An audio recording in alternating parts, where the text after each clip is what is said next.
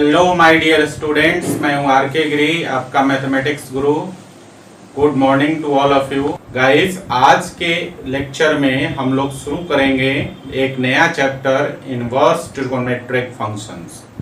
लेकिन inverse trigonometric functions पढ़ने से पहले आज का लेक्चर विशेष रूप से काफ़ी इम्पोर्टेंट है, क्योंकि आज हम लोग पढ़ेंगे कि किसी फंक्शंस को फंक्शन से इन्वर्टिबल फंक्शंस बनने तक में उसकी जर्नी क्या है। ठीक है ना, फंक्शन से इन्वर्टिबल फंक्शन तक की जर्नी को हम लोग पढ़ेंगे, तभी आप सभी को इनवर्स ट्रिगोनोमेट्रिक फंक्शंस समझ में आएगा। ठीक है गाइस, तो बिना विलंब किए हुए चलिए शुरू करते हैं हम लोग फंक्शंस की journey from function to invertible function. Okay, तो गाइस सबसे पहले हम लोग फंक्शन सीखेंगे। वैसे तो मैंने आप लोगों को 11th क्लास में फंक्शंस पढ़ाया था, ठीक है ना। वहां पर खास करके हम लोग रियल वैल्यूड फंक्शन पढ़े थे और उसकी एक्सप्लेनेशन हम लोग ग्राफिकल मेथड से किया था, ठीक है ना। यहाँ पर हम लोग जो फंक्शंस की जर्नी पढ़ेंगे, फंक्शन की journey from function to invertible function, वो हम लोग मैपिंग के थ्रू पढ़ेंगे, ठीक है ना। जबकि 11th क्लास में हमने उसको ग्राफ के थ्रू पढ़ा था। गाइज आज का जो लेक्चर है वो उन सारे विद्यार्थियों के लिए डेडिकेटेड है, वैसे सारे विद्यार्थी जिन्होंने 11th क्लास में फंक्शन को नहीं पढ़ा था, ठीक है, जिनको फंक्शन के बारे में कोई आइडिया नहीं है, उनके लिए खास करके आज का लेक्चर बहुत ज्यादा इंपॉर्टेंट होने वाला है। ठीक है, और वैसे विद्यार्थी जो लोग पढ़े हुए हैं, ठीक है, अच्छी तरह से आज के लेक्चर को समझना जरूरी है, क्योंकि 11th क्लास में जो मैंने पढ़ाया था फंक्शंस, वो रियल वैल्यूड फंक्शंस था और उसे हम लोग ग्राफ की मदद से पढ़े थे। आज हम लोग जो फंक्शन पढ़ेंगे वो मैपिंग के थ्रू पढ़ेंगे, ठीक है ना। तो गाइस चलिए शुरू करते हैं। देखिए, तो गाइस जो फंक्शन है वो है आपका, ध्यान दीजिएगा, if A and B are two sets, अगर ए और बी दो सेट्स है, जैसा यहाँ पर मैंने दिखाया है, एक सेट है आपके पास ए और दूसरा सेट है आपके पास बी। तो if A and B are two sets then a rule F from set A to set B. देखिए यहाँ पर सेट ए से सेट बी में एक रूल है एफ, इसी को हम लोग फंक्शन बोलते हैं। लेकिन ये रूल करता क्या है, from set A to set B which associates each element of set A to unique element of set B is called function from set A to set B। ठीक है, यहाँ पर डेफिनेशन क्या कह रहा है हमारा कि ए और बी दो सेट है, दोनों सेट के बीच में एक ऐसा रूल एफ जो सेट ए के प्रत्येक एलिमेंट को यूनिक एलिमेंट सेट बी के यूनिक एलिमेंट से एसोसिएट कराता हो। तो ऐसे रूल को जो ए और बी के बीच में है उसको हम लोग फंक्शन बोलते हैं। क्लियर है गाइस? फिर से एक बार समझ लीजिए, डेफिनेशन फंक्शन क्या कहता है, if A and B are two sets then a rule F from set A to set B which associates each elements of set A to unique element of set B is called function from set A to set B।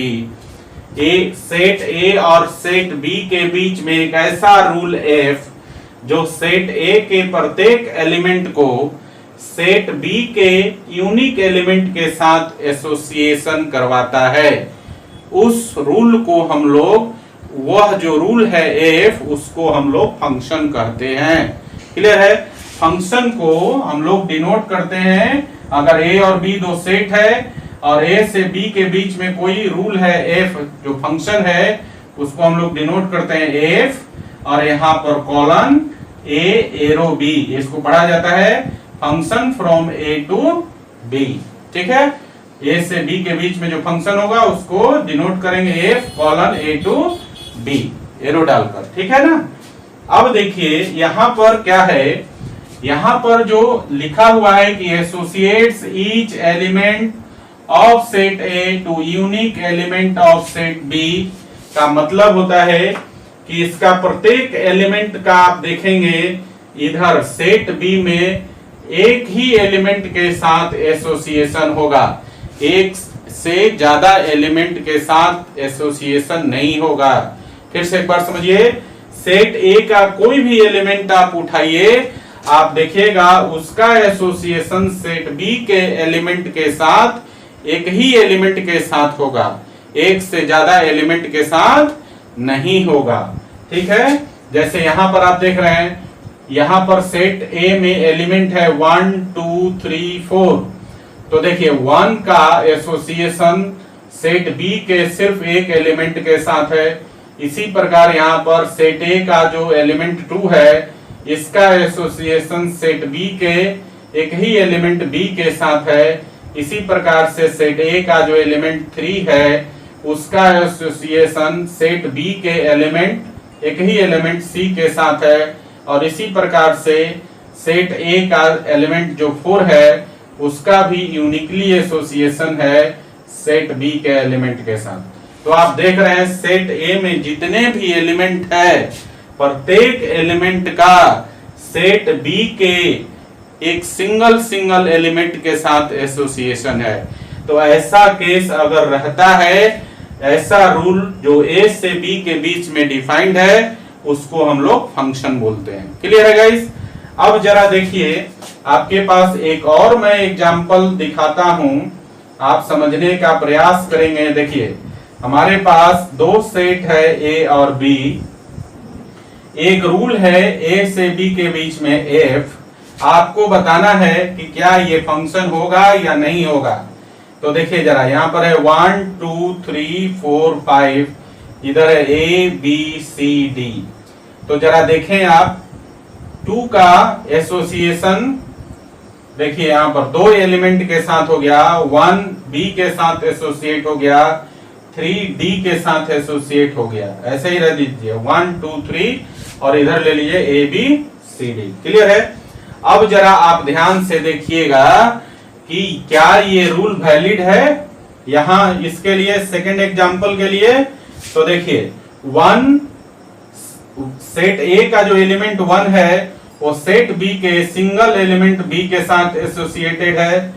उसी तरह से ये जो set ए का element 3 है, set B के single element D के साथ एसोसिएटेड है। लेकिन जो यहाँ पर एलिमेंट 2 है सेट ए का, वो आप देखेंगे कि दो एलिमेंट के साथ एसोसिएटेड है, सेट बी के ए और सी दो एलिमेंट के साथ एसोसिएटेड है। जबकि रूल क्या कहता है कि यूनिकली एसोसिएट कराना है, सेट ए का प्रत्येक एलिमेंट सेट बी के एलिमेंट के साथ यूनिकली एसोसिएटेड होगा। दैट मीन सिंगल एलिमेंट के साथ एसोसिएटेड होगा। यहां सेकंड एग्जांपल के केस में सेट ए का जो एलिमेंट 2 है, वो सेट बी के दो एलिमेंट के साथ एसोसिएटेड है। तो यहां पर जो फंक्शन वाला रूल है वो वायलेट हो जाता है। ठीक है, इसलिए ये जो सेकंड एग्जांपल है ये फंक्शन नहीं होगा। ठीक है गाइस? तो आपको समझ में आया कि फंक्शन किस केस में होगा और फंक्शन किस केस में नहीं होगा। एक तो आप समझ गए कि सेट ए के किसी भी एलिमेंट का एसोसिएशन सेट बी के एक से ज्यादा एलिमेंट के साथ नहीं हो सकता है। एक रूल तो ये हो गया। और भी एग्जांपल देखते हैं। अगला एग्जांपल देखिए, तीसरा एग्जांपल देखिए जरा। अब मान लीजिए आपके पास दो सेट है यहां पर ए और बी, ठीक है, और इसमें एलिमेंट है 1 2 3 4 और यहां पर हम लोग ले लेते हैं ए बी सी। देखिए यहां पर ध्यान दीजिएगा, देखिए ध्यान से। अब बताइए कि जो ये मैंने एरो डायग्राम बनाया है, क्या ये एरो डायग्राम फंक्शन है या नहीं है। तो इसके लिए हमको क्या चेक करना पड़ेगा, दो चीजें। यहां डेफिनेशन में क्लियर है, यहां पर देखिए each element of set A को एसोसिएट कराएगा unique element of set B. तो दो यहां रूल है, सेट ए का प्रत्येक एलिमेंट का एसोसिएशन होना चाहिए, ठीक है ना, सेट बी के यूनिक एलिमेंट के साथ। एक बार फिर समझिए, यहां दो रूल है, इसी पर आपको ज्यादा फोकस करना है। सेट ए का प्रत्येक एलिमेंट का एसोसिएशन सेट बी के यूनिक एलिमेंट के साथ होना चाहिए। मतलब सेट ए में जितने भी एलिमेंट होंगे सबका सेट बी के एलिमेंट के साथ एसोसिएशन होना चाहिए, और वो कैसा, यूनिक एसोसिएशन। ठीक है, तो ये दो रूल है, सेट ए में कोई भी एलिमेंट खाली नहीं रहना चाहिए और सेट ए के प्रत्येक एलिमेंट का एसोसिएशन यूनिक होना चाहिए। ये दो रूल है, इन्हीं दो रूलों को हम लोग चेक करते हैं। तो देखिए यहाँ पर पहला रूल को चेक कीजिए, सेट ए में जितने भी एलिमेंट्स है 1 2 3 4 इन सबका एसोसिएशन सेट बी में है। ठीक है, तो सेट ए में कोई एलिमेंट खाली नहीं है आपका, ठीक है ना। अब हम देखते हैं कि सेट ए का जो प्रत्येक एलिमेंट एसोसिएटेड है सेट बी के साथ, उसका जो एसोसिएशन है वो यूनिक एसोसिएशन है कि नहीं। तो देखिए 1 सिर्फ एक एलिमेंट ए के साथ एसोसिएटेड है, इसी तरह 2 सिर्फ एक एलिमेंट बी के साथ एसोसिएटेड है, इसी प्रकार 3 सिर्फ एक एलिमेंट ए के साथ एसोसिएटेड है, इसी प्रकार 4 सिर्फ एक एलिमेंट सी के साथ एसोसिएटेड है। तो यहां पर हम क्या देख रहे हैं कि सेट ए का प्रत्येक एलिमेंट, जितने भी एलिमेंट है सबका एसोसिएशन है सेट बी के साथ, और सबका एसोसिएशन सिर्फ सिंगल एलिमेंट के साथ है। तो ये आपका फंक्शन होगा, ठीक है। तो लिखेंगे it is a function. Clear है। इसी प्रकार ये पहला जो एग्जांपल था इसको भी आप लिख दीजिए, इट इज अ फंक्शन, यह फंक्शन है। अब एक और एग्जांपल हम लोग देखते हैं, देखिए जरा फोर्थ एग्जांपल। एक और एग्जांपल हमारे पास ए बी, ए से बी के बीच में एफ है, एक रूल यहाँ है 1 2 3 4 5, यहाँ है आपका ए बी सी डी ई।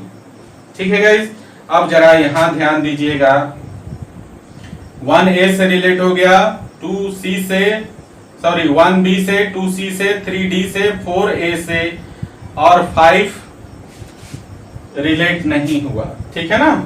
तो देखिए जरा यहाँ पर, अब आपसे मैं पूछ रहा हूं कि क्या ये जो फोर्थ एग्जांपल है आपका, ठीक है ना, इसमें जो एरो डायग्राम है, क्या ये फंक्शन को डिफाइन करता है। तो इसके लिए दो चीजें हमें देखना होगा। पहला चीज क्या देखना होगा कि इसका प्रत्येक एलिमेंट एसोसिएटेड होना चाहिए सेट बी के साथ। तो आप देख रहे हैं कि यहाँ पर जो एलिमेंट 5 है वो सेट बी के किसी भी एलिमेंट के साथ एसोसिएटेड नहीं है। तो पहले ही रूल को वायलेट हो गया, पहले ही रूल को वायलेट कर दिया ये डायग्राम। तो यहाँ पर हम लिख सकेंगे it is not a function. Clear है ना, क्योंकि यहाँ पर सेट ए का एक एलिमेंट ऐसा भी है जिसका कोई एसोसिएशन नहीं है सेट बी के साथ। ठीक है, अब दूसरे रूल को चेक करने की आवश्यकता ही नहीं है यहाँ पर। ठीक है ना। इसी प्रकार और भी कई एग्जांपल्स होंगे। आपको फंक्शन चेक करने के लिए सिर्फ दो चीजों की आवश्यकता है। पहला चीज कि सेट ए में आप देखेंगे कोई एलिमेंट खाली तो नहीं रह गया, या किसी भी एलिमेंट का एसोसिएशन सेट बी के साथ बाकी तो नहीं रह गया। अगर कोई एलिमेंट खाली रह गया है जिसका एसोसिएशन सेट बी के साथ नहीं है तो वहीं पर वो फंक्शन नहीं होगा। ठीक है। दूसरा, अगर सेट ए के सारे एलिमेंट्स एसोसिएटेड हैं अगर सेट बी के साथ, तो आपको चेक करना है कि सेट ए के प्रत्येक एलिमेंट का यूनिक एसोसिएशन सेट बी में होना चाहिए। मतलब सेट ए के किसी भी एलिमेंट का एक से ज्यादा एलिमेंट के साथ सेट बी में एसोसिएशन नहीं होना चाहिए, सिर्फ सिंगल एलिमेंट के साथ एसोसिएशन होना चाहिए। अगर ये दो रूल को फॉलो करता है तो ए से बी में जो रूल डिफाइंड है एफ, उसको हम फंक्शन बोलेंगे, अदरवाइज उसको हम फंक्शन नहीं बोलेंगे। क्लियर हो गया गाइस, ये था हमारा फंक्शन। ठीक है, पहले इसको आप लिख लीजिए, फिर हम लोग आगे बढ़ते हैं। ठीक है, चलिए लिखिए। तो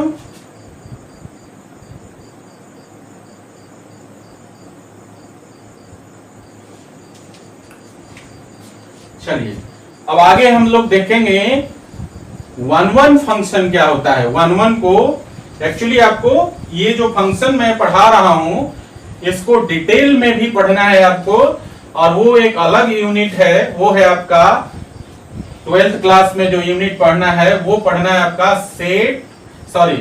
उसमें उस यूनिट में पढ़ना है आपका relation, function and binary operation.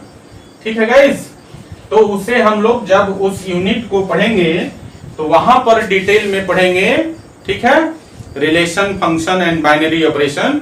यहां पर सिर्फ हमको ये समझना है, जैसा मैंने बिगिनिंग में कहा आपसे कि फंक्शन की जर्नी फंक्शन से इन्वर्टिबल फंक्शन तक जो होगा उसी को हमें अध्ययन करना है, क्योंकि उसको हम अगर अध्ययन कर लेते हैं तो इनवर्स फंक्शन या इनवर्स ट्रिगोनोमेट्रिक फंक्शन को समझना बहुत आसान हो जाता है। ठीक है ना। तो अब हम लोग आगे जो पढ़ेंगे वो है आपका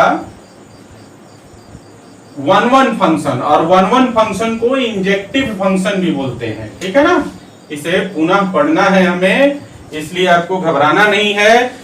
बहुत सारी बातें यहाँ पर जितना फंक्शन 12th में पढ़ना है वो सारा चीज तो यहाँ हम डिस्कस नहीं करेंगे।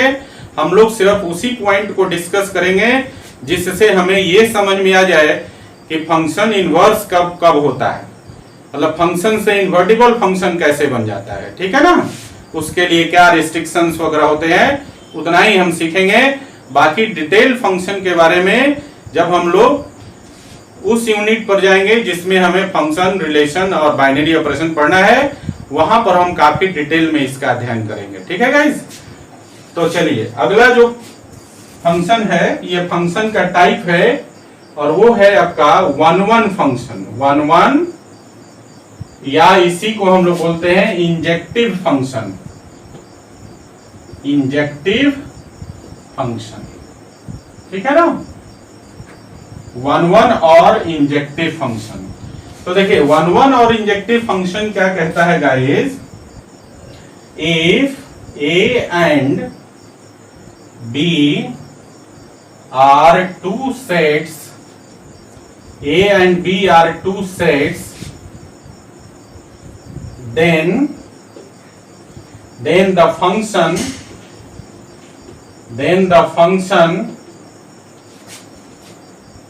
fa to b मतलब एक फंक्शन है जो डिफाइंड है from set A to set B, then the function fa to b is said to be 1-1 or injective function, 1-1 or injective function if distinct element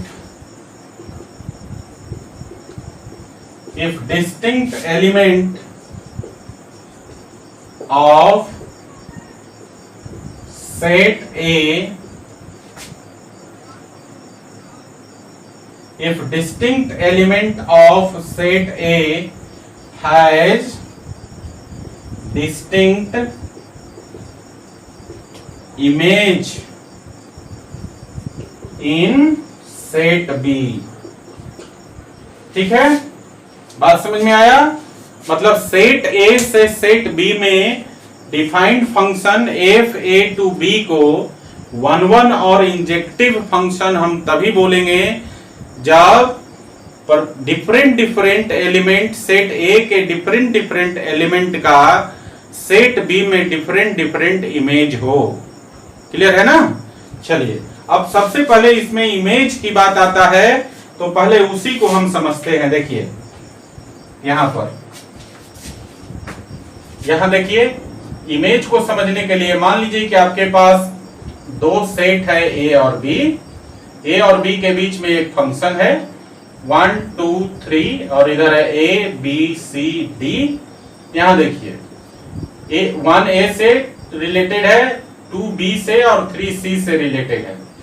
तो यहां पर देखिए यहां जो ये A B C है इसको हम बोलते हैं, यहां ऐसे घेर लेते हैं, यहाँ जो ABC है जो तीनों एलिमेंट सेट बी के ये तीनों एलिमेंट ए बी एंड सी जो किसी न किसी एलिमेंट सेट ए के एलिमेंट से रिलेटेड है, इन तीनों को हम लोग बोलते हैं इमेज। ठीक है, और ये जो तीनों एलिमेंट जो सेट बी के साथ एसोसिएशन में है, यूनिक एसोसिएशन में, इसको हम बोलते हैं प्री इमेज। इसको बोलते हैं प्री इमेज। ठीक है, सेट ए को हम लोग बोलते हैं domain of the function, domain, और सेट बी को हम लोग बोलते हैं कोडोमेन। ठीक है गाइस, सेट बी को हम लोग क्या बोलते हैं? कोडोमेन। और ये जो इमेज है, इमेज का जब सेट बनाएंगे तो इसको बोलते हैं range of the function, range of the function. Clear है?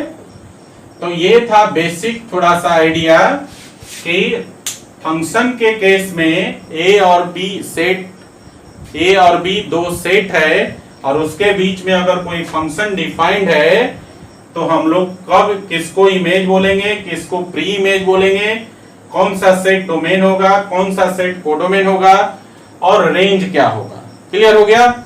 चलिए अब हम लोग देखते हैं, अब हम लोग जो एग्जाम्पल है इसका 1-1 और इंजेक्टिव का, इसको देखते हैं। तो देखिए पहला एग्जाम्पल है गाइस, हमारे पास दो सेट है ए और बी, और ए और बी के बीच में एक फंक्शन डिफाइंड है एफ। देखिए यहाँ 1 2 3 4 और इधर है ए बी सी डी ई। तो देखिए 1 ए से रिलेटेड है, 2 बी से, 3 सी से, 4 डी से। अब यहां देखिए, यहां क्या कहता है कि 1-1 और इंजेक्टिव फंक्शन तभी बोलेंगे आप जब if distinct element of set A has distinct image in set B. देखिए 1 का इमेज क्या है? बी है ना, 1 आपका प्री इमेज हो गया और ए जो है आपका इमेज हो गया। 1 का इमेज है आपका ए, इसी तरह 2 का इमेज क्या है? बी, 3 का इमेज क्या है? सी, 4 का इमेज क्या है? डी। देख रहे हैं? तो 4 डिफरेंट एलिमेंट है, डिस्टिंक्ट एलिमेंट्स है सेट ए में, और इन चारों के डिस्टिंक्ट इमेज है सेट बी में। तो देखिए डेफिनेशन यही कहता है, if A and B are two sets then the function F from F A to B, ठीक है, इज सेड टू बी 1-1 और injective function if distinct element of set A has distinct image in set B। देखिए ये जो 1-1 और injective function का definition है वो यहाँ पर इस एग्जांपल में पूरी तरह डिफाइंड है। यहाँ देखिए कैसे डिफाइंड है। यहाँ 4 एलिमेंट है सेट ए में, चारों डिस्टिंक्ट है एक दूसरे से, और इन चारों का डिस्टिंक्ट इमेज है यहाँ पर सेट बी में। ठीक है ना, 1 का ए, 2 का बी, 3 का सी और 4 का डी। तो हम कह सकते हैं कि distinct element of set A has distinct image in set B है। तो 1-1 और इंजेक्टिव फंक्शन का जो डिफिनेशन है इस एग्जांपल में पूरी तरह डिफाइंड है। तो ये जो फंक्शन हो जाएगा 1-1 और इंजेक्टिव फंक्शन। क्लियर है? अब जरा एक और एग्जाम्पल देखिए, यहां पर दूसरा हम लोग एग्जाम्पल ले लेते हैं। बताइएगा कि 1-1 और इंजेक्टिव है कि नहीं। ए और बी दो सेट है, यहां पर ए से बी के बीच में एक फंक्शन है। यहां देखिए 1 2 3 4 5 5 एलिमेंट है। यहां पर हम ले लिया A B C D E, 5 element इधर भी ले लिया। यहां देखिए 1 और 3 बी से रिलेटेड है, 2 ए से रिलेटेड है, 4 सी से और 5 डी से। अब बताइए कि ये जो सेकंड एग्जांपल है ये 1-1 और इंजेक्टिव है कि नहीं है। ठीक है, तो 1-1 और इंजेक्टिव को चेक करने के लिए गाइज हमारे पास जो रूल है वो है distinct element of set A should have distinct image in set B. A के डिफरेंट एलिमेंट का सेट बी में डिफरेंट इमेज होना चाहिए। अब चलिए इसको चेक करते हैं। देखिए जरा यहां पर देखिए 1 का इमेज बी है, ठीक है, 2 का इमेज ए है, 3 का इमेज बी है, 4 का सी है और 5 का इमेज डी है।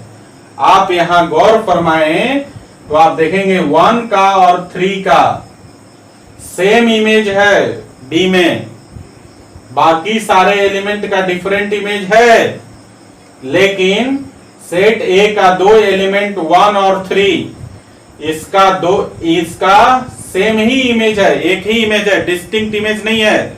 यहाँ 2 डिफरेंट एलिमेंट है और इसका इमेज सेम है, तो ये रूल को फॉलो नहीं करता है 1-1 और इंजेक्टिव के रूल को, क्योंकि 1-1 और इंजेक्टिव का रूल क्या कहता है, different element of set A has different image in set B, but in the case of second example we have seen that 2 different element of set A 1 and 3 has same image in set B, distinct image नहीं है। इसलिए ये जो function है आप बोलेंगे it is not 1-1 और injective function. Clear है गाइस? तो आपको समझ में आ गया कि इंजेक्टिव और 1-1 फंक्शन कब होगा। ठीक है, आपने फंक्शन सीखा, उसके बाद आपको हमने बताया 1-1 और इंजेक्टिव फंक्शन क्या है। क्लियर है? चलिए इसको लिखिए जरा।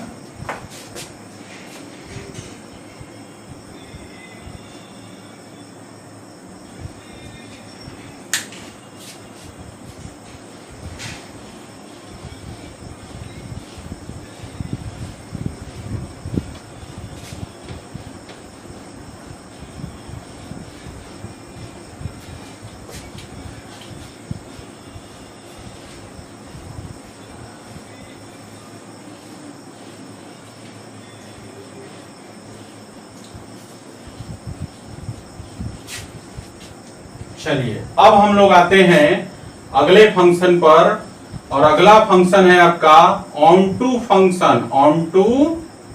ऑनटू या फिर इसी को हम लोग बोलते हैं surjective function. Surjective function, onto और सर्जेक्टिव फंक्शन। ठीक है गाइस? अब देखिए ऑनटू और सर्जेक्टिव फंक्शन क्या है, इसका डेफिनेशन है if A and B are two sets, if A and B are two sets, then the function f A to B, f A to B का मतलब है कि एक फंक्शन जो सेट A से सेट B में defined है, then the function f A to B is said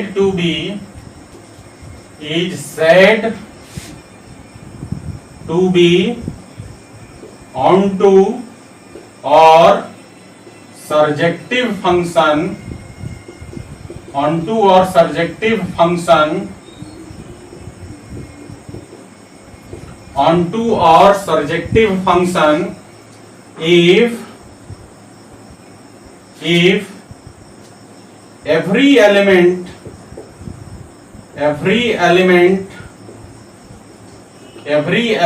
of set B has at least one pre-image in set A। Clear है? देखिए डेफिनेशन क्या कहता है कि अगर आपके पास A और B दो सेट है, देखिए ध्यान से, A और B दो सेट है और A और B के बीच में एक फंक्शन डिफाइंड है f, तो कह रहा है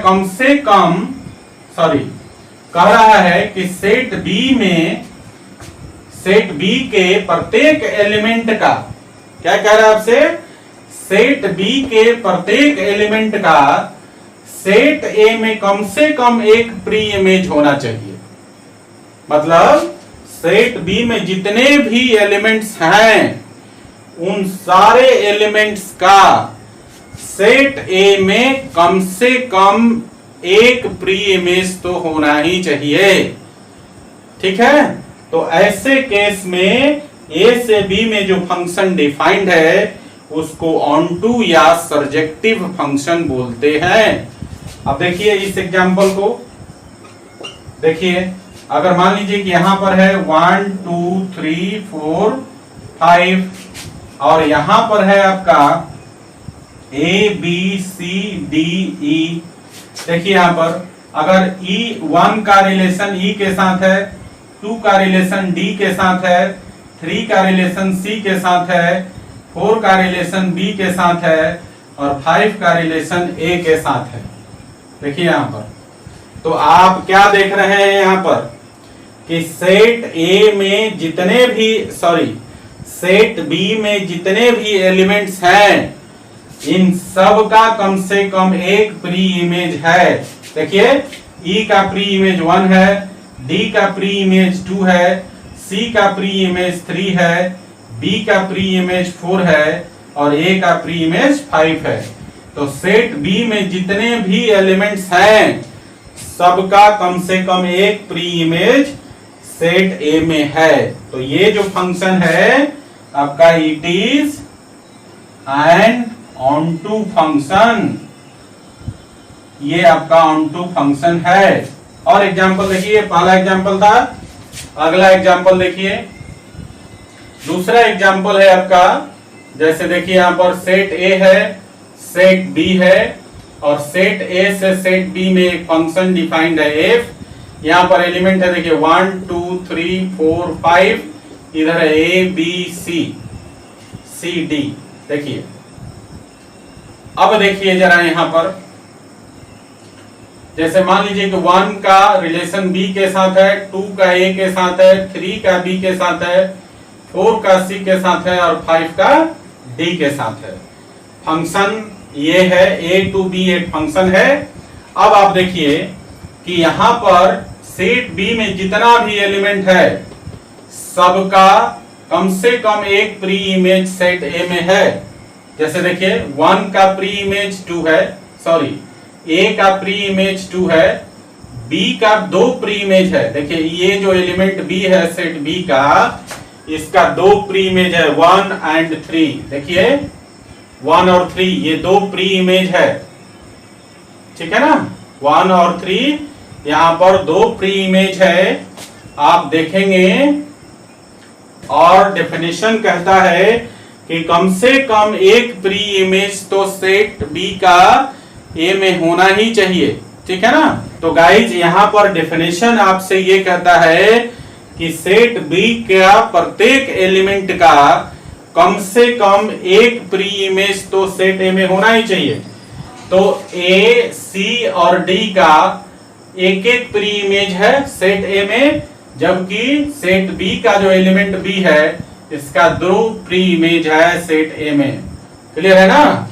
तो इसलिए ये भी क्या होगा, it is an onto function, ठीक है, ये भी ऑनटू फंक्शन होगा। लेकिन अगला एग्जांपल से और स्पष्ट हो जाएगा। देखिए यहां पर, यहां आप देखेंगे कि सेट A और B दो सेट ले लेते हैं, ठीक है ना, और A और B के बीच एक फंक्शन डिफाइंड है। यहां पर है A B C D और यहां पर है इधर हम ले लेते हैं 1 2 3 4 5 और इधर ले लेते हैं A B C D E। देखिए जरा, यहां पर 1 रिलेटेड है A से, यहाँ 4 ही तक ले लीजिए, 2 रिलेटेड है B से, 3 रिलेटेड है C से और 4 रिलेटेड है D से। अब जरा बताइए कि जो तीसरा एग्जांपल है ये ऑनटू फंक्शन होगा कि नहीं होगा, ठीक है। तो देखिए गाइज यहाँ पर हमें क्या चेक करना है। देखिए every element of set B has at least 1 pre image in set A। तो देखिए प्रत्येक एलिमेंट का प्री इमेज चेक कर लीजिए। इधर कम से कम एक प्री इमेज सेट ए में होना चाहिए। तो देखिए 1 का एक प्री इमेज है 1, सॉरी ए का 1 प्री इमेज है 1, बी का इसी तरह एक ही प्री इमेज है 2, सी का भी एक प्री इमेज है 3, डी का भी एक प्री इमेज है 4। लेकिन यहाँ पर जो एलिमेंट ई है इसका कोई प्री इमेज नहीं है सेट ए में, जबकि यहाँ क्या कहता है, every element of set B has at least 1 pre image in set A. तो आप देख रहे हैं ना कि सेट बी में एक एलिमेंट ऐसा है ई जिसका कोई प्री इमेज नहीं है सेट ए में, इसलिए इसको हम लोग बोलेंगे it is not an onto function. ये ऑनटू फंक्शन नहीं है क्योंकि सेट बी का एक एलिमेंट ऐसा है जिसका प्री इमेज सेट ए में एग्जिस्ट नहीं करता है। ठीक है गाइस, तो ये था आपका ऑनटू फंक्शन। अब आप 3 चीजें आप सीख गए, फंक्शन क्या होता है, 1-1 और इंजेक्टिव फंक्शन क्या होता है, ऑनटू और सर्जेक्टिव फंक्शन क्या होता है। ठीक है गाइस, चलिए इसको जरा लिख लीजिए। तो गाइस अगला जो फंक्शन है वो है आपका 1-1 onto function. 1-1 onto function, 1-1 onto function, या इसको हम लोग बाइजेक्टिव फंक्शन भी बोलते हैं, बाइजेक्टिव फंक्शन। क्लियर है? अब डेफिनेशन, इसके नाम से ही इसका डेफिनेशन क्लियर हो जाता है। 1-1 ऑनटू और बाइजेक्टिव फंक्शन, देखिए 1-1 ऑनटू नाम से स्पष्ट हो रहा है कि ऐसा फंक्शन जो 1-1 भी हो और ऑनटू भी हो। ठीक है ना? 1-1 होने के लिए क्या जरूरी है कि सेट ए का प्रत्येक एलिमेंट जो है डिफरेंट इमेज होना चाहिए सेट बी में। ठीक है? और ऑनटू होने के लिए क्या होना चाहिए, सेट बी के प्रत्येक एलिमेंट का कम से कम एक प्री इमेज होना चाहिए सेट ए में। क्लियर है ना? अभी हमने 1-1 और ऑनटू दोनों का डेफिनेशन बताया। 1-1 का डेफिनेशन था distinct element of set A has distinct images in set B, और ऑनटू का डेफिनेशन था every element of set B has at least 1 pre image in set A. और इन दोनों डेफिनेशंस को कोलैबोरेट करके एक तीसरा फंक्शन बनाया गया 1-1 ऑनटू फंक्शन। दैट मीन्स कि वह फंक्शन जो 1-1 भी हो, जो ऑनटू भी हो, उसको हम लोग 1-1 ऑनटू फंक्शन कहेंगे। ठीक है ना? ऐसा फंक्शन जिसमें 1-1 फंक्शन की भी प्रॉपर्टी हो और ऑनटू फंक्शन की भी प्रॉपर्टी हो, अर्थात ऐसा फंक्शन जो 1-1 और ऑनटू दोनों हो, उसको हम लोग 1-1 ऑनटू फंक्शन कहते हैं। ठीक है गाइस, तो डेफिनेशन हो जाएगा if A and B are two sets then the function f a to b is said to be 1-1 onto or bijective, 1-1 onto or bijective function if पहला इट इज, देखिए यहां ऐसे लिखिए, if number 1 it is 1-1, number 2 it is onto. Clear? ऐसा function जो set ए से set B में defined है और जो 1-1 भी हो और ऑनटू भी हो, ऐसे फंक्शन को 1-1 ऑनटू और बाइजेक्टिव फंक्शन बोलते हैं। ठीक है? इसको एग्जांपल से हम लोग समझते हैं। देखिए जरा, एग्जांपल पहला है आपके पास देखिए ए और बी दो सेट है, इसमें एलिमेंट है 1 2 3 4, यहाँ एलिमेंट है ए बी सी डी। देखिए 1 का रिलेशन ए के साथ, 2 एसोसिएटेड है बी के साथ, 3 एसोसिएटेड है सी के साथ और 4 एसोसिएटेड है डी के साथ। ए से बी में एक फंक्शन है। अब इस फंक्शन को चेक करना है कि ये फंक्शन 1 1 ऑन 2 है कि नहीं है। तो देखिए इस एग्जांपल को हम पहले चेक करेंगे 1 1 की। तो 1 1 का डेफिनेशन कहता है distinct element of set A has distinct image in set B. तो चलिए यहां देखते हैं कि डिफरेंट एलिमेंट सेट ए के डिफरेंट एलिमेंट का सेट बी में डिफरेंट इमेज है कि नहीं। तो देखिए जरा 1 का इमेज ए, 2 का इमेज बी, 3 का इमेज सी और 4 का इमेज डी। तो हमने यहां देखा कि सेट ए के ये जो 4 एलिमेंट है 1 2 3 4, इन चारों डिफरेंट एलिमेंट का डिफरेंट इमेज है सेट बी में। तो ये आपका 1 1 तो हुआ, 1 1 हो गया इधर से। अब हम लोग देखते हैं ऑन टू का डेफिनेशन चेक करते हैं। ऑन टू कहता है कि सेट बी के प्रत्येक एलिमेंट का कम से कम एक जो है प्री इमेज सेट ए में होना चाहिए। क्लियर है ना। तो देखिए यहां पर ध्यान दीजिए कि यहां सेट बी में 4 एलिमेंट है ए बी सी डी। ठीक है, अब देखते हैं ए का प्री इमेज 1 है, बी का प्री इमेज 2 है, सी का प्री इमेज 3 है और डी का प्री इमेज 4 है। तो हम क्या देख रहे हैं कि यहां जितने भी सेट बी में एलिमेंट्स हैं सबका प्री इमेज एग्जिस्ट करता है सेट ए में। सेट बी में कोई भी एलिमेंट ऐसा नहीं है जिसका प्री इमेज ना हो सेट ए में। यहां जितने भी एलिमेंट है सेट बी में सबका प्री इमेज है सेट ए में। तो ये ऑन टू को भी फॉलो करता है। तो 1 1 भी हो गया और ऑन टू भी हो गया। ठीक है ना। तो एक तरफ से देखेंगे 1 1, दूसरी तरफ से देखेंगे आप ऑन टू। तो ये फंक्शन आपका कैसा हो गया, 1 1 ऑन टू फंक्शन हो गया। ठीक है ना। अब एक एग्जांपल और देते हैं। ठीक है, उसमें जरा आप बताइएगा। देखिए आपके पास 2 सेट है ए और बी। ठीक है गाइस, यहां देखिए ए से बी में एफ एक फंक्शन है। यहाँ 1 2 3 4 5 यहाँ है ए बी सी डी। देखिए 2 और 3 दोनों एक ही एलिमेंट से रिलेटेड है। बी से 1 का रिलेशन ए के साथ है, 4 का सी के साथ और 5 का डी के साथ। यहाँ क्या देख रहे हैं 2 3 एक ही एलिमेंट सेट बी के साथ रिलेटेड है, जबकि 1 4 और 5 का डिफरेंट इमेज है सेट बी में। अब इसको चेक करना है कि 1 1 ऑन टू है कि नहीं।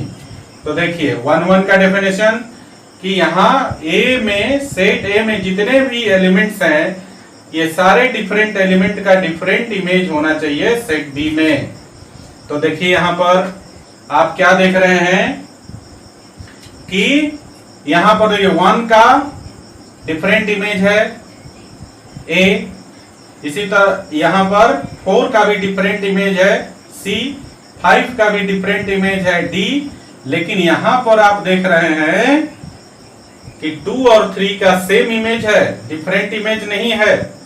देख रहे हैं ना, सेट ए का 2 एलिमेंट 2 और 3 इसका सेम इमेज है सेट बी में। तो ये जो फंक्शन होगा 1 1 नहीं होगा, ये है नॉट 1 1। 1 1 तो नहीं है, ये समझ गया ना। और ऑन टू है कि नहीं, तो देखिए ऑन टू का डेफिनेशन कहता है कि सेट बी में जितने भी एलिमेंट्स हैं सबका कम से कम एक प्री इमेज सेट ए में होना चाहिए। तो यहां देखिए 4 डिफरेंट एलिमेंट है ए बी सी डी और चारों का प्री इमेज है। देखिए ए का प्री इमेज है, बी का भी प्री इमेज है, सी का भी प्री इमेज है और डी का भी प्री इमेज है। तो इस तरह से ये ऑन टू तो है लेकिन 1 1 नहीं है।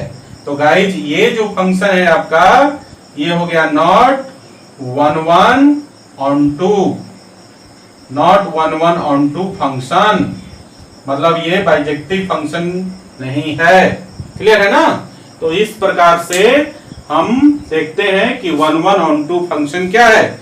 एक बार फिर से समझिए, हमने कहा कि ऐसा फंक्शन जो वन वन भी हो और ऑन टू भी हो उसको हम लोग बोलते हैं one one onto function. Clear है? और वन वन और ऑन टू के फंक्शन में हम ऑलरेडी पढ़ चुके हैं। ठीक है गाइस? चलिए इसको जरा लिखिए।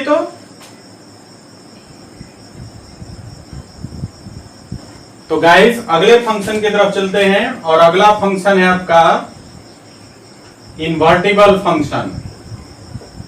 इन्वर्टिबल फंक्शन, ठीक है, या इसको आप ऐसे समझिए इनवर्स फंक्शन। इनवर्स फंक्शन, ठीक है ना? इन्वर्टिबल फंक्शन बोलिए चाहे इनवर्स फंक्शन बोलिए। देखिए इनवर्स फंक्शन कहता है कि अगर आपके पास ए और बी दो सेट है, ठीक है, ए से बी में अगर कोई फंक्शन डिफाइंड है एफ और बी से ए में एक अनदर फंक्शन डिफाइंड है बी से ए में, डायरेक्शन बी से ए की तरफ होना चाहिए, बी से ए में एक अनदर फंक्शन डिफाइंड है जी। ठीक है, फिर से समझिए, मैंने कहा कि अगर आपके पास ए और बी दो सेट्स हैं, ए से बी के बीच में एक फंक्शन एफ डिफाइंड है और बी से ए के बीच में एक अनदर फंक्शन जी डिफाइंड है। अगर ऐसा है तो इस केस में हम लोग then G is called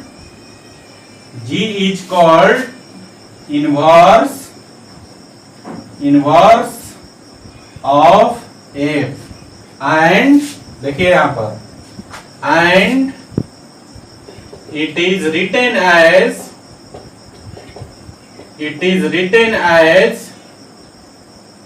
G is equal to F inverse, या फिर इसको हम लोग ऐसा भी लिखते हैं F inverse is equal to G। ठीक है गाइस? अब है कंडीशन यहां पर कि इन्वर्टिबल फंक्शन होने के लिए किस टाइप का फंक्शन होना चाहिए। तो किसी भी फंक्शन को इन्वर्टिबल होने के लिए क्या होना चाहिए? Function should be bijective function. Bijective को क्या बोलते हैं? One one onto function. अगर one one onto function होगा तभी जो है कोई फंक्शन ए से बी में डिफाइंड होगा और बी से ए में डिफाइंड होगा। समझ रहे हैं ना? अगर वन वन ऑन टू नहीं हुआ, बाइजेक्टिव फंक्शन नहीं है, तो ए से बी में और बी से ए में फंक्शन डिफाइंड ही नहीं होगा आपका। ए से बी में हो सकता है डिफाइंड हो, लेकिन बी से ए में डिफाइंड ना हो। इस बात को हम लोग एग्जाम्पल से समझते हैं। तो पहले एक नोट है कि एनी फंक्शन, देखिए any function is said to be invertible function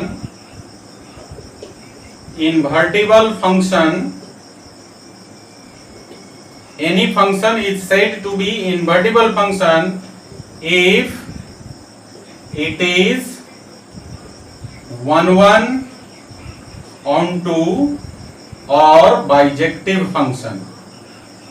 bijective function, किसी भी फंक्शन को इन्वर्टिबल होने के लिए कैसा फंक्शन होना चाहिए? वन वन ऑन टू और बाइजेक्टिव फंक्शन होना चाहिए। ठीक है, इसी केस में किसी भी फंक्शन का इनवर्स एग्जिस्ट करता है। ठीक है गाइस, इसको जरा नोट कर लीजिए, फिर हम इसके एग्जाम्पल की तरफ आते हैं।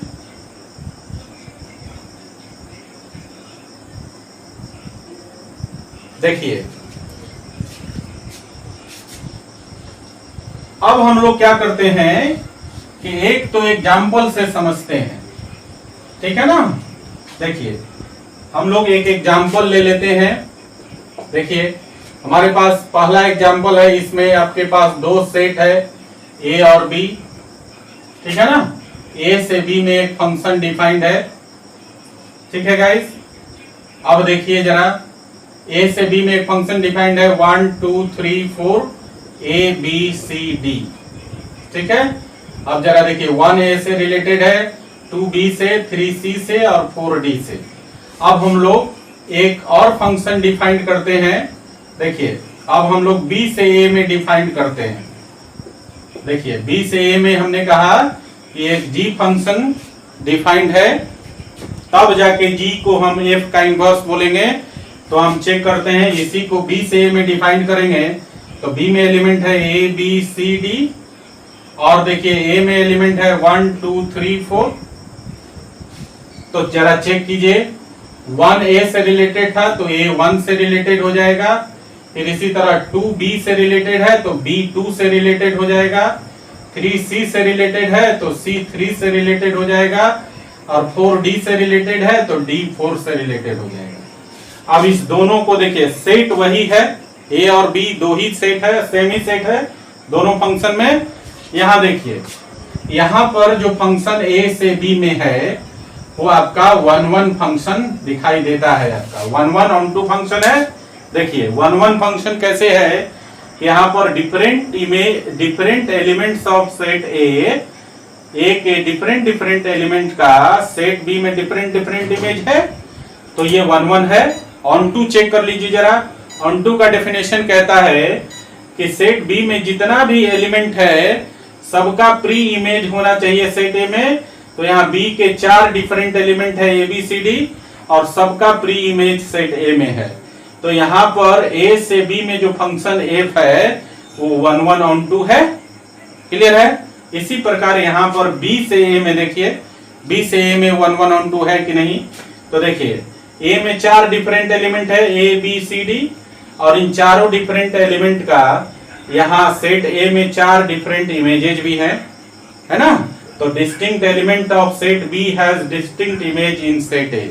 तो बी से ए में जी डिफाइंड है और 1 1 भी है। अब ऑन टू है कि नहीं है इसको चेक कीजिए। तो यहाँ पर आप देख रहे हैं, देखिए जरा ध्यान से, यहाँ पर देख रहे हैं कि 4 डिफरेंट एलिमेंट है सेट ए का, और इन चारों का प्री इमेज है सेट बी में, है ना। तो आप देख रहे हैं कि जितने भी एलिमेंट है सेट ए में सबका प्री इमेज है सेट बी में, है ना। तो इस प्रकार से ये आपका ऑन टू भी हो गया।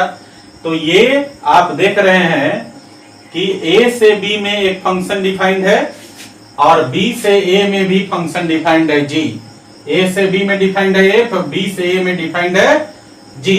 अगर ऐसा कंडीशन हो कि दो सेट पर ए से बी में कोई फंक्शन एफ डिफाइंड हो और बी से ए पर भी एक अनदर फंक्शन जी डिफाइंड हो, तो उस केस में जी को एफ का इनवर्स बोलते हैं।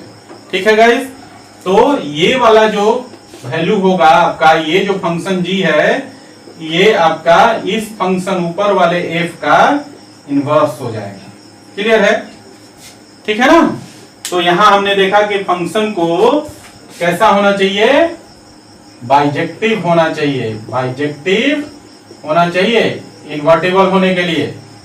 क्लियर ना। अब बाइजेक्टिव का मतलब 1 1 ऑन टू होना चाहिए। क्लियर है गाइस। अब इसी प्रकार हम लोग देखते हैं, एक अनदर एग्जांपल ले लेते हैं। देखिए जरा,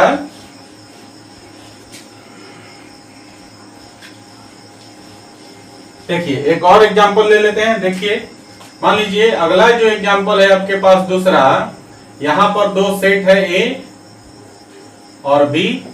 ए से बी में एफ एक फंक्शन है। तो देखिए जरा, यहां पर है 1 2 3 4 5, यहां पर है ए बी सी डी। देखिए जरा, 2 और 3 का रिलेशन बी के साथ है, 1 का रिलेशन ए के साथ है, 4 का रिलेशन सी के साथ है, 5 का रिलेशन डी के साथ है। ए से बी में तो फंक्शन डिफाइंड है, लेकिन क्या बी से ए में डिफाइंड होगा? तो देखिए जरा, यहां पर हम चेक ही कर लेते हैं। तो देखिए इधर हो गया बी और इधर हो गया ए। बी से ए में अनदर फंक्शन जी देख लिए, ले लेते हैं। बी में एलिमेंट है आपका ए बी सी डी, और ए में एलिमेंट है आपका 1 2 3 4 5। देखिए ए का रिलेशन 1 का रिलेशन ए के साथ है, तो ए का 1 के साथ हो जाएगा। 2 और 3 का रिलेशन b के साथ है, तो b का रिलेशन 2 के साथ और 3 के साथ एग्जिस्ट करेगा। यहां पर देखिए 4 का रिलेशन c के साथ है, तो c का रिलेशन 4 के साथ हो जाएगा, और 5 का रिलेशन d के साथ है, तो d का रिलेशन 5 के साथ हो जाएगा। तो अब जरा आप चेक कीजिए, यहां तो ये फंक्शन है, प्रत्येक एलिमेंट का यूनिक इमेज है सेट बी में, लेकिन यहां पर ये फंक्शन नहीं है। यहां पर f is a function, f function है, but g is not a function. Clear है गाइस? कैसे नहीं है? आप देखिए यहां जो सेट b का एलिमेंट b है, इसका एक से ज्यादा एलिमेंट के साथ एसोसिएशन है, यहां पर देख रहे हैं ना। और एक से ज्यादा एलिमेंट के साथ जब एसोसिएशन हो जाएगा तो ऐसे केस में हम उसको फंक्शन नहीं कहते हैं। तो ये फंक्शन आपका g इज नॉट फंक्शन। तो आप देख रहे हैं a से b में एक फंक्शन डिफाइंड है, लेकिन b से a में फंक्शन डिफाइंड जो g है वो डिफाइंड नहीं है। तो ये जो फंक्शन है आपका इन्वर्टिबल नहीं होगा, ये जो फंक्शन f है वो इन्वर्टिबल नहीं होगा। समझ रहे हैं ना? ये वाला जो केस है कि a से b में कोई फंक्शन डिफाइंड है, तो b से a में भी फंक्शन डिफाइंड होना चाहिए g, तभी जो है f इन्वर्टिबल होगा। और ये केस तभी आता है जब फंक्शन 1 1 ऑन 2 हो, समझे ना, या बाइजेक्टिव फंक्शन हो। 1 1 ऑन 2 और बाइजेक्टिव के अलावा कोई अनदर फंक्शन आप ले लेते हैं तो आप देखेंगे कि a से b में तो डिफाइंड हो जाएगा फंक्शन f, लेकिन b से a में जो फंक्शन g है वो डिफाइंड नहीं होगा। समझ रहे हैं ना? तो इसका मतलब है कि a से b में फंक्शन अगर डिफाइंड है f, तो f को इन्वर्टिबल होने के लिए b से a में भी एक अनदर फंक्शन g को डिफाइंड होना चाहिए। और ये केस तभी एराइज होगा जब आपका फंक्शन जो f है वो 1 1 ऑन 2 होगा, मतलब बाइजेक्टिव होगा। अदरवाइज किसी अनदर फंक्शन के केस में इन्वर्स एग्जिस्ट नहीं करेगा। तो मेरे ख्याल से आपको समझ में आ गया होगा कि किसी भी फंक्शन को इन्वर्टिबल होने के लिए जो सबसे खास और इम्पोर्टेंट पॉइंट है वो क्या होना चाहिए, उस फंक्शन को 1 1 ऑन 2 और बाइजेक्टिव होना चाहिए। ठीक है ना गाइस? जैसा कि हमने आपको यहाँ एग्जाम्पल में दिखाया, एग्जाम्पल 1 में a से b में जो फंक्शन डिफाइंड था वो 1 1 ऑन 2 था, तभी फंक्शन b से a में g डिफाइंड हुआ। लेकिन यहाँ पर देखिए सेकेंड एग्जाम्पल में हमने बताया कि a से b में फंक्शन डिफाइंड है, लेकिन ये 1 1 ऑन 2 नहीं है। कैसे नहीं है? देखिए यहाँ पर दो एलिमेंट है 2 3, इसका सेम इमेज है इधर। तो आप जानते हैं 1 1 का डेफिनेशन है कि distinct element of set A has distinct image in set B। But हम यहाँ पर क्या देखते हैं कि दो different element of set A 2 and 3 has same image in set B। देख रहे हैं ना? दोनों डिफरेंट एलिमेंट का डिफरेंट इमेज नहीं है, इसलिए 1 1 तो नहीं है, ये ऑन 2 है। ऑन 2 कहता है कि प्रत्येक एलिमेंट सेट B के प्रत्येक एलिमेंट का कम से कम सेट A में 1 प्री इमेज होना चाहिए। तो यहाँ पर जितना भी एलिमेंट है आपका सेट B में, सबका कम से कम एक प्री इमेज तो है सेट A में। तो ऑन 2 है लेकिन 1 1 नहीं है। तो ये फंक्शन हमने जो लिया था वो हमने फंक्शन 1 1 ऑन 2 नहीं लिया था, ठीक है ना, एक अनदर फंक्शन ले लिया था। और फिर हमने कोशिश किया कि इसको हम दिखाएं आपको कि अगर हम दूसरा कोई फंक्शन ले ले 1 1 ऑन 2 को छोड़कर, तो यहाँ पर जो फंक्शन का डायरेक्शन अगर चेंज कर दें, a से b में डिफाइंड है, b से a में डिफाइंड करने की कोशिश करें तो फंक्शन डिफाइंड ही नहीं होगा। समझ रहे हैं ना? इसके अलावा और भी कई एग्जांपल्स लेकर आप दिखा सकते हैं कि एक नॉर्मल कोई भी फंक्शन है जो a से b में डिफाइंड है, जो 1 1 ऑन 2 नहीं है, आप जब उसका डायरेक्शन चेंज करेंगे b से a में करेंगे तो आप देखेंगे b से a में वो डिफाइंड नहीं होगा। ये तभी डिफाइंड होगा जब आपका फंक्शन 1 1 ऑन 2 और बाइजेक्टिव होगा। समझ रहे हैं ना? तो इट इज क्लियर दैट कि फंक्शन को इन्वर्टिबल होने के लिए या किसी भी फंक्शन का इन्वर्स होने के लिए फंक्शन को बाइजेक्टिव होना बहुत जरूरी है। मतलब उस फंक्शन को 1 1 on 2 होना जरूरी है। ठीक है गाइस, तो ये था पूरा जर्नी आपका फंक्शन से लेकर इन्वर्टिबल फंक्शन तक। ये कंसेप्ट आपको समझ में आना ही चाहिए, क्योंकि अब आगे हम लोग क्या पढ़ेंगे, नया चैप्टर शुरू करने वाले हैं, इनवर्स ट्रिगोनोमेट्रिक फंक्शन। समझ रहे हैं ना। आज का लेक्चर पूरी तरह से फंक्शन से लेकर इन्वर्टिबल फंक्शन तक के जर्नी को दिखाना था और आपके दिमाग में ये बात सेट कराना था कि कौन सा ऐसा केस होगा कि फंक्शन इन्वर्टिबल होगा। ठीक है, और इन्वर्टिबल होने के लिए कंडीशन क्या होगा। ठीक है गाइस, तो आज का लेक्चर यहीं समाप्त होता है। नेक्स्ट डे से हम लोग न्यू चैप्टर शुरू करेंगे, इनवर्स ट्रिगोनोमेट्रिक फंक्शंस। ठीक है, तो चलिए लिख लीजिए इसको जरा। Thanks for watching, keep in touch, do like, share and subscribe.